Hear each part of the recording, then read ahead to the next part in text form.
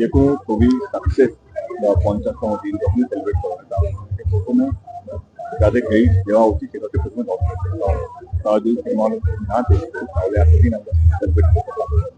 সেখানে হচ্ছে একটা বিশাল বড় টিম যারা ছবিটাকে ধরে রেখেছে, যেটা ছবিটা বানানোর জন্য তারা তাদের সহযোগিতা অ্যাক্টরটা তো ডেফিনেটলি ম্যাটার করে, কিন্তু তার আগে যারা কোনো দিনও টেকনিশিয়ান পাবে বিশাল বড় একটা টিম আছে, যেহেতু উই শট ইন লন্ডন, এইখানে একটা টেকনিক্যাল টিম আছে, তো তাদের অবদান জিৎ গাঙ্গুলি পদের মাঝে সেই জায়গা থেকে ডিওপি শুভঙ্কর দারুণ শুট করেছে।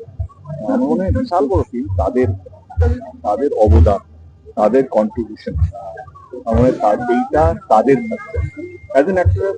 আমরা 2-3 দিনে যেভাবে বক্তাদের সেন্টার পেয়েছি, আমি সবসময় ফেস হয়েছি, যেহেতু মিঠুনদা প্রমোশনে মানে খুব বেশি লিড করে সুপারস্টিশিয়াস প্রিমিয়ারে বা কোনো আসেন না, সেটা তার ব্যক্তিগত ব্যাপার, কিন্তু আমি সবসময় ফেস হয়েছি যখনই কোনো ভালো বা কোনো কিছু হয়তো। তার মানে আজকের দিনটা আমি পুরো টিম যারা আমার পুরো ব্যাকবোন অফ প্রজাপতি তাকে ডেডিকেট করতে চাই, এবং আমাদের দর্শক যারা ছবিটাকে দেখেছেন এবং এত বড় ভাবে বিশাল ভাবে সাকসেস করিয়েছেন, এবং অনেকগুলো কন্ডিশনে আবুধাবিতে প্রথমবার, সাউদি আরবিয়াতে প্রথমবার কোনো বাংলা ছবি, ইনফ্যাক্ট 3 বছর আগে থেকে তারা সিনেমা দেখানো ছিল, সেইখানে 3 বছরের মধ্যে বাংলা ছবি ট্র্যাক করে রিলিজ করা, এবং পরবর্তীতে আমাদের চেষ্টা আছে কি বাংলার বাইরে ইন্টারন্যাশনাল মার্কেট যেভাবে ইন্ডিয়ান ছবিগুলো রিলিজ করে, ইন্ডিয়ান ভাষার ছবি রিলিজ করে, আমাদের চেষ্টা কি সেইটা এবারে ক্র্যাক করা। কারণ প্রচুর বাঙালি আছে, বাংলার হোক বা বাংলাদেশের হোক, তারা বাংলা ছবি দেখতে ভালোবাসে, সে যেই ভাষারই হোক, কারণ আমি বাংলাদেশেরও ইনক্লুড করে দিচ্ছি। এবারে তাদের কাছে পৌঁছানো এবং বিদেশে যারা থাকে তাদেরকে কিভাবে বাংলা ছবির প্রতি অ্যাট্রাক্ট করবো, সেটা আমাদের চেষ্টা, অন্তত আমার চেষ্টা। একজন ইন্ডাস্ট্রি কিন্তু কথা বললেন দেবদা, যে রীতিমতো তোমার প্রমোশনাল স্ট্র্যাটেজি নিয়ে অনেক কথা হয়, প্রমাণ করলো যে প্রত্যেকটা ছবির গল্প যেরকম আলাদা হয়, তো প্রমোশন আলাদা হয়। তো প্রজাপতি তো যতটুকু দরকার ততটুকু আমরা করতে পেরেছি, বা এর বেশি হলে কোথাও যেন আমার মনে হচ্ছে না এটা একটু ওভারডু।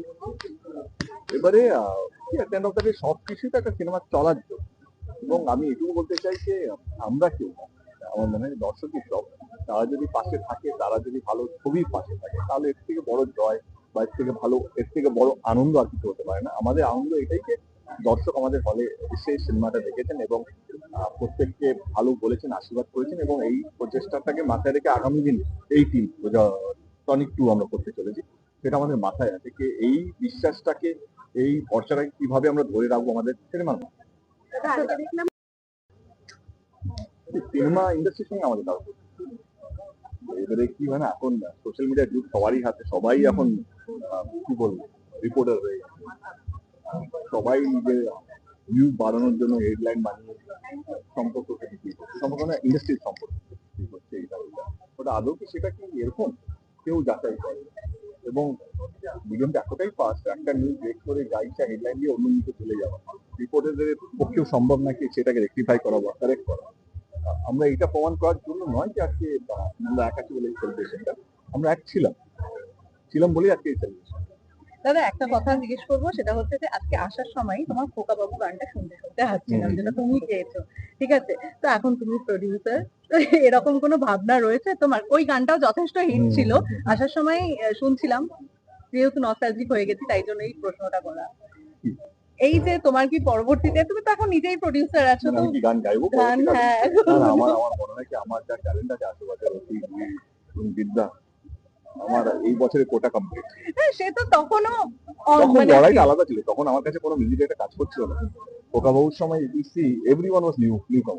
আমার সাবি তার প্রথম ছবি, প্রীতম তার প্রথম ছবি, আমার ডিরেক্টর সাউথ ইন্ডিয়ান, কেউ বাংলার কোনো ডিরেক্টর আমার ছবি তখন করছিলেন, তখন একটা আলাদা লড়াই হচ্ছিল, আমি আসছি বসছি তখন।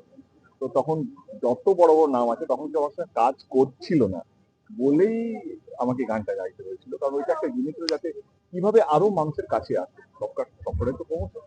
তো সেই সময় লড়াইটা একদমই অন্যরকম ছিল।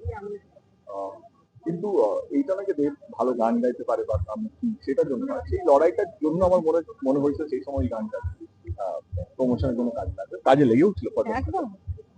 আজকে আমার মনে হচ্ছে আজকে লড়াইটা চেঞ্জ হয়েছে, আজকে অন্যরকম একটা জিনিস, তো সেখানে আমার গান গাওয়ার থেকে বাংলা ছবি যেন মান সম্মানটা বাড়ে সেটা লড়াইটা অনেক বেশি। দাদা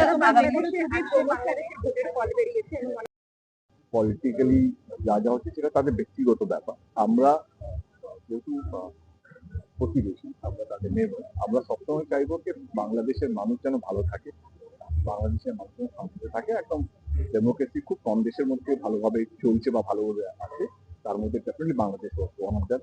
আমি চাই বাংলাদেশের মানুষ যেটা চায়, বাংলাদেশের ভালোর জন্য যে যে জিনিসগুলো দরকার সেটা যেন নতুন সরকার এসে বাংলাদেশকে মানুষকে ভালো এবং উন্নতির রাস্তা রাখে, সেটাই যেকোনো ছবির প্রমোশনের একটা শেষ না হতে না হতে আরেকটা ছবির প্রমোশনে কিন্তু তোমার লুক বদলে যায়, একটা অন্যরকম লুকে তোমার। এটা কিসের জন্য? মানে এটা তো ভীষণই না, মানে মানে ছবি তো দেখেছি, হ্যাঁ মমরাতে অলরেডি দেখেছি।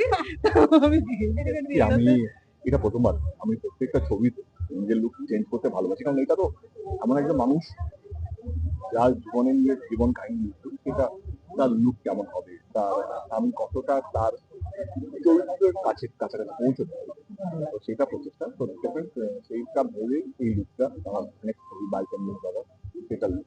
এবং শুধু এটা না, আমার মনে হয় অনেক কিছু আছে। বাইক অ্যাম্বুলেন্স দাদা আমাকে খুবই একটা ইম্পর্টেন্ট একটা সাবজেক্ট, যেখানে আমার মনে হয় যে বাংলার গল্প, বাংলা এমন একটা মানুষের গল্প যেটা শুধু বাংলা নয়, ভারতবর্ষ নয়, পৃথিবীর মানুষের জানা উচিত।